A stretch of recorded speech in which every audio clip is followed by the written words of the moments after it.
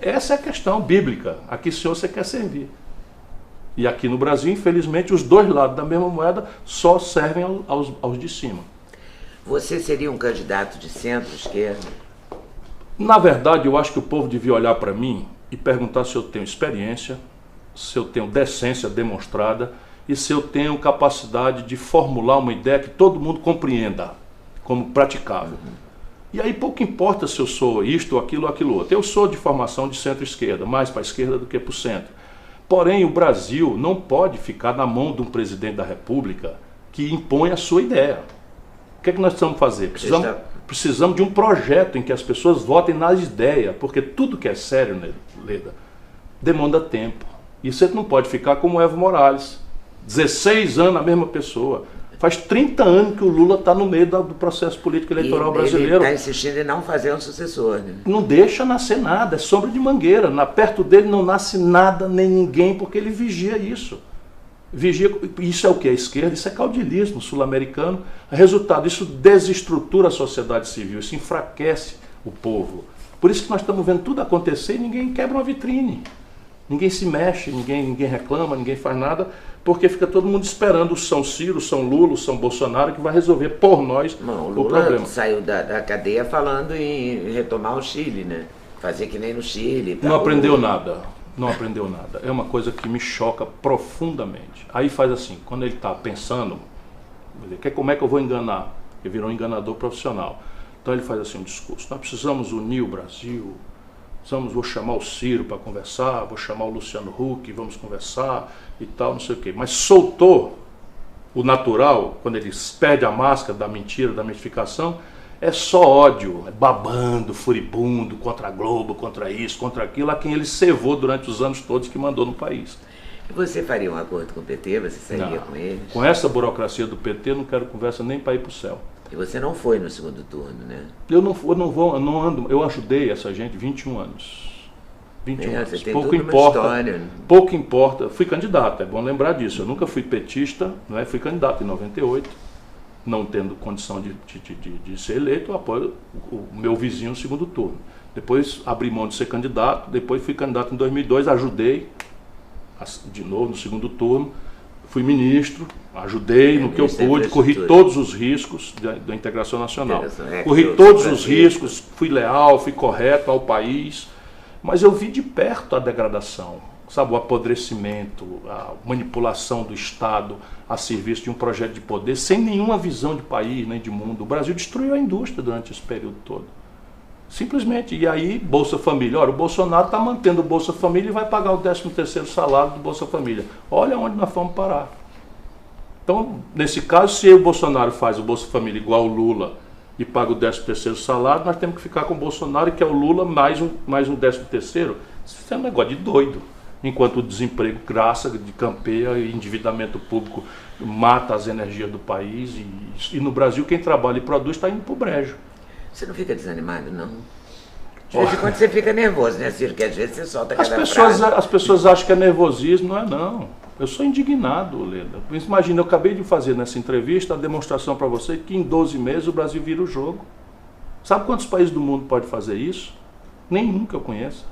Nesse ponto a gente é privilegiado, então. Mas é tudo, a caricatura política é tão trágica. Agora veja, ela é trágica, mas é ultra poderosa. Os valores estão todos, nós estamos derrotados neles todos.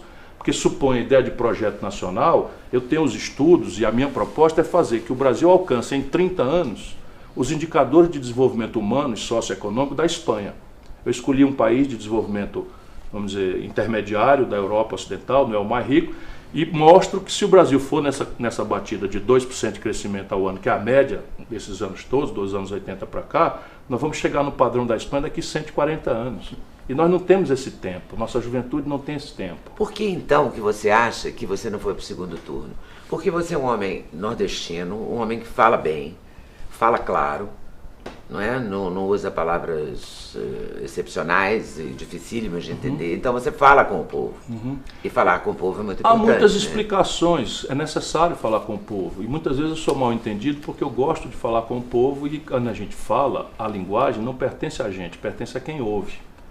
Então, os aristocratas têm toda uma linguagem que às vezes se chocam com a minha. Então é nervoso, eu não sou nervoso, eu sou indignado, muito indignado, e quero morrer assim.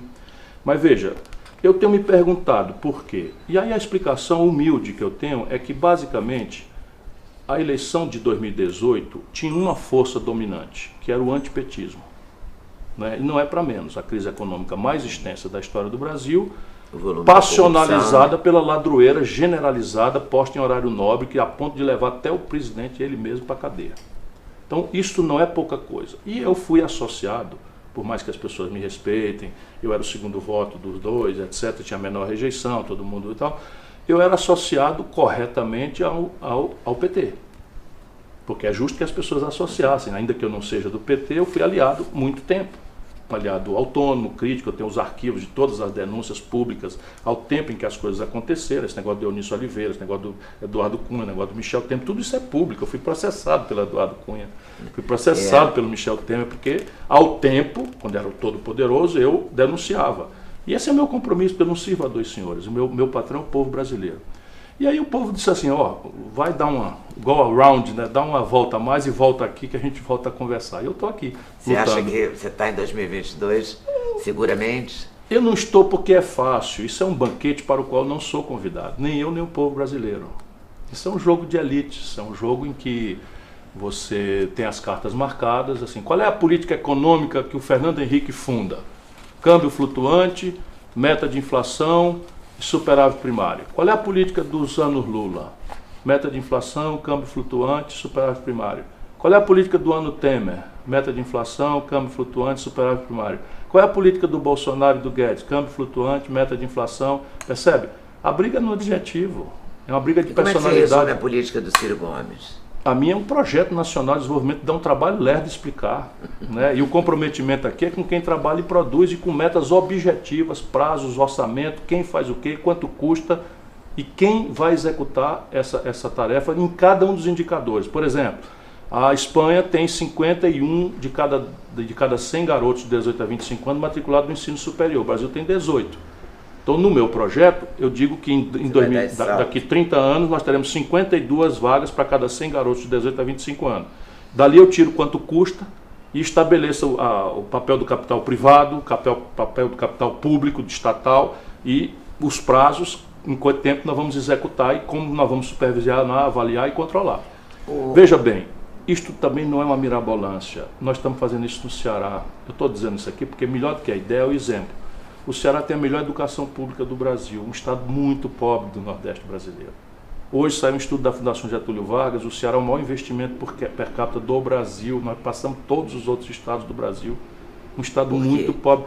Porque esse projeto que eu estou defendendo para o Brasil, nós praticamos lá, e não depende de mim. Tem metas, tem prazos, tem o que é que nós estamos fazendo em educação? Você acha que você atinge um score de melhor educação pública do país? É a rede, não é uma escolinha não. Se não for continuidade, coesão política, planejamento... porque educação, saúde, exige prazo. Tudo isso é construção. Pronto, sabe onde é a melhor rede pública de saúde do Brasil, com todas as dificuldades, precariedades, nós temos que melhorar muito? De novo, é o Ceará. Sabe qual é a melhor equação fiscal, o estado mais sólido nas contas públicas do Brasil? O Ceará. Então, eu venho de uma experiência, e assim, não sou eu. A última vez que eu fui governador, 90, 94. Mais popular do Brasil, sabe quantas vezes eu quis voltar? Nunca. Porque o papel do líder é formar outros líderes, para que se rejuvenesça, para que suas falhas sejam corrigidas. Mas aí ficou seu irmão. Não foi meu irmão, não. Entrou depois de mim, entrou o Tasso Gereissati, depois do Tasso Gereissati entrou Lúcio Alcântara. Nós viemos em oposição, Lúcio Alcântara com meu irmão, que saiu, e tem lá um companheiro do PT. Companheiro do PT que está batendo um bolão. Agora, jovem, mestrado em meio ambiente, um administrador excepcional, querido, tirou 80% dos votos na reeleição. Isso é um projeto que encantou toda uma geração. Você imagina uma reeleição que o Haddad tirou 16% em São Paulo para a reeleição contra o Dória, que é essa figura, para mim, ridícula. O Haddad tirou 16%. Lá nós tiramos 80%. E olha que é um povo politizado, nenhum de nós tem uma TV, nenhuma rádio, sabe? Nenhum de nós é empresário. Pelo contrário, nossos adversários poderosos é que são os donos das rádios, das TVs, dos jornais, não temos nenhum. Por quê? Porque o nosso povo vê, tem coesão política, é uma ideia que está ali. Porque lá você conseguiu fazer essa comunicação, né? Quer dizer, Não é só comunicação, nós entregamos. Não, claro que não é só comunicação, você entregou o A gente pacote, entrega, você mostrou, a gente entrega. Você conseguiu transmitir isso. E eu não Essa fiquei lá passagem querendo pro ser o Brasil dono é do que eu pedaço. Eu criei uma queria equipe, ajudei a entender. treinar. Então no Brasil está tudo maduro para fazer. Nós temos, veja bem, o Tasso Genro, o Olívio Dutra, o Henrique Fontana, o Paulo Paim, 4 quadros do PT do Rio Grande do Sul. Qual oportunidade tiveram? Em quantos escândalos estão envolvidos?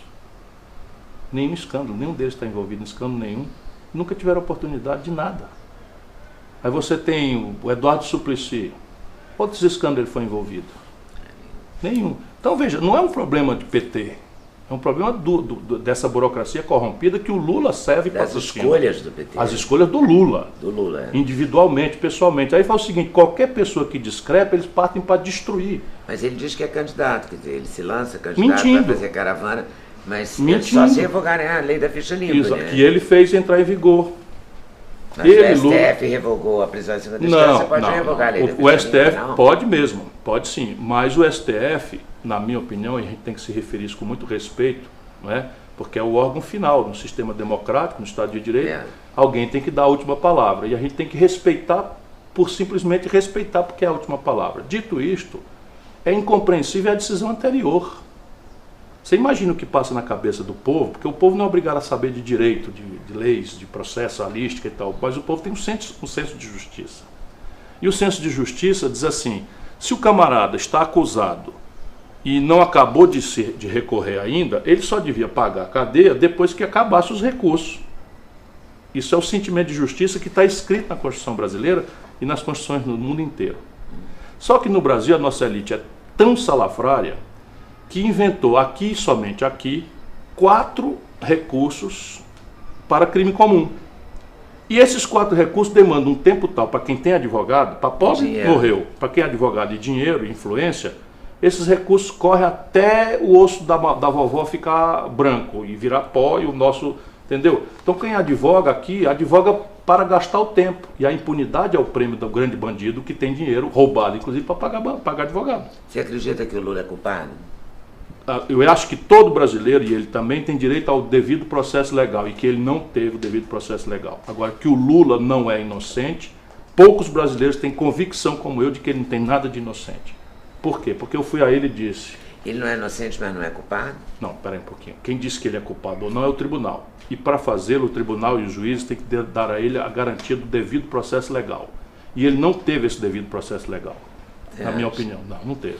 O Moro é um apaixonado, o Moro é um político, largou de ser juiz faz muito tempo. E qual é o país do mundo, Leda, em que um juiz condena um político, pouco importa aqui se ele tem culpa ou não, de verdade, condena um político, e por isso esse político está fora das eleições, e esse juiz que condenou aceita ser ministro do outro que ganhou a eleição. Isso na Europa, ninguém compreende isso, nos Estados Unidos ninguém compreende, só numa república de banana isso pode acontecer, isso é uma lesão.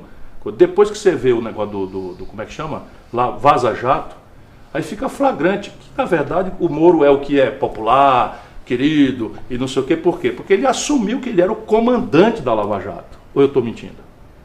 Se o juiz comanda uma operação, ele já perdeu.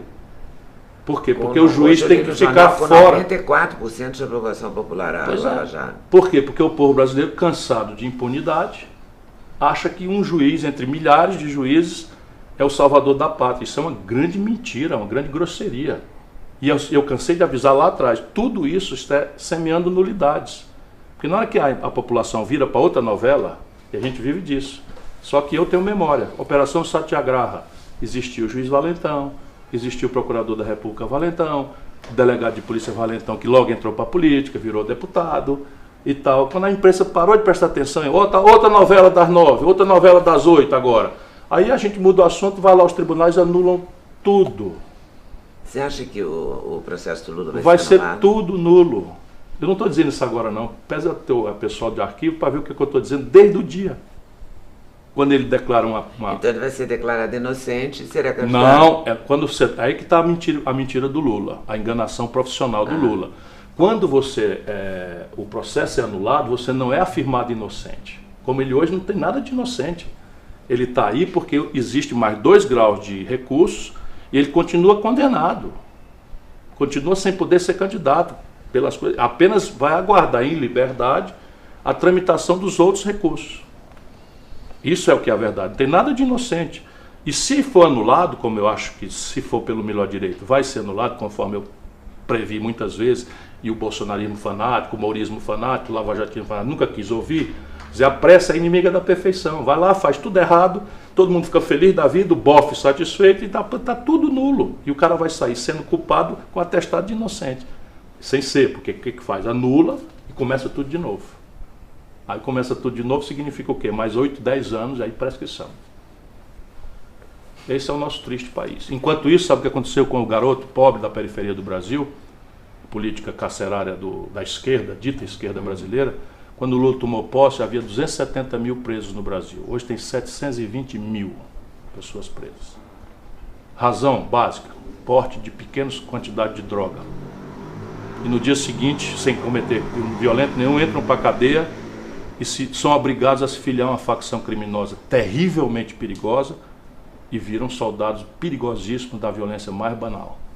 Sabe quantas mulheres foram estupradas oficialmente no nosso país, 12 meses oficialmente levantados? 66 mil. Isso é a barbárie que nós estamos entregando para os nossos filhos. Mas esse é o país que a gente está vivendo. Mas ou a gente bota a mão para consertar isso, ou se será um ex-país.